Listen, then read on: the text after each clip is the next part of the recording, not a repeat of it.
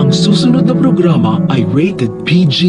Ito ay nangangailangan ng patnubay at gabay ng magulang para sa mga batang manonood. Ang buong akala ni Lolo Pepe makakatakas na siya dahil pumayag si Vasquez na tanggapin ang alok ng suhol na 10 milyon kapalit ang kanyang kalayaan kay Moira. Sa kasamaang palad, walang awang pinagbabaril ni Balahadja ang tagapagligtas sana ni Lolo Pepe na si Vasquez dahil nahuli siyang pinapatakas ang kanilang bihag. Pinapakita ni Lolo Pepe na matapang siya pero ang totoo takot na takot siya dahil siya ang susunod na papatayin ni Balahadja at isama sa hukay na pinahukay sa kanya.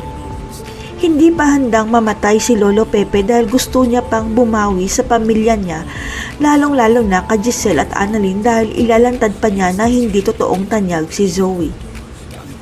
Handa si Lolo Pepe na ibigay lahat ng kayamanan at pera niya kay Balahadja para huwag lang siya patayin, pero ayon kay Balahadja, loyal pa rin siya kay Moira.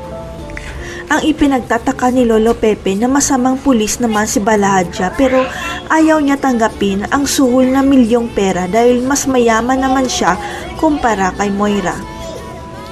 Habang si Annalyn hindi titigil hanggat hindi siya nakakahanap ng ebidensya na magpapatunay na may kinalaman si Zoe at Moira sa biglang pagkawala ni Lolo Pepe. Kaya humingi na ng tulong si Annalyn sa mga kaibigan niya sa Apex para makahanap ng matibay na ebidensya na makakapagturo kay Zoe na siya ang huling kasama ni Lolo Pepe.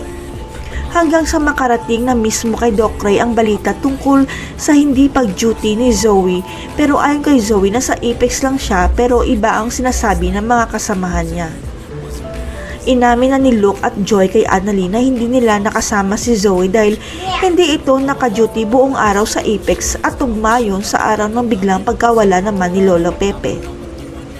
Hanggang sa ma-corner ni Annalyn at iba pang taga-Apex si Zoe at pinapaamin kung may kinalaman siya sa pagkawala ni Lolo Pepe at dapat sabihin na niya ang totoo.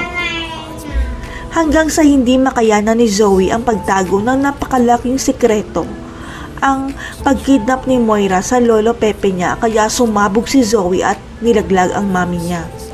Hanggang sa natukoy ni Annalyn kay Zoe ang lokasyon ng Lolo Pepe niya at pinuntahan nila ang lugar at naabutan pa nilang buhay si Lolo Pepe na kasama si Moira at Balahadja. Sa pagkahuli kay Balahadja, malalantad ang pinakatago-tagong sikreto nila ni Moira dahil sasabihin ni Balahadja na loyal ako kay Moira dahil ako ang tunay na ama ni Zoe. Matatanggap kaya ni Zoe na si Balahadja pala ang tunay niyang ama at hindi si Carlos? Mabubulok na kaya sa kulungan si Moira at patatawarin naman nila si Zoe?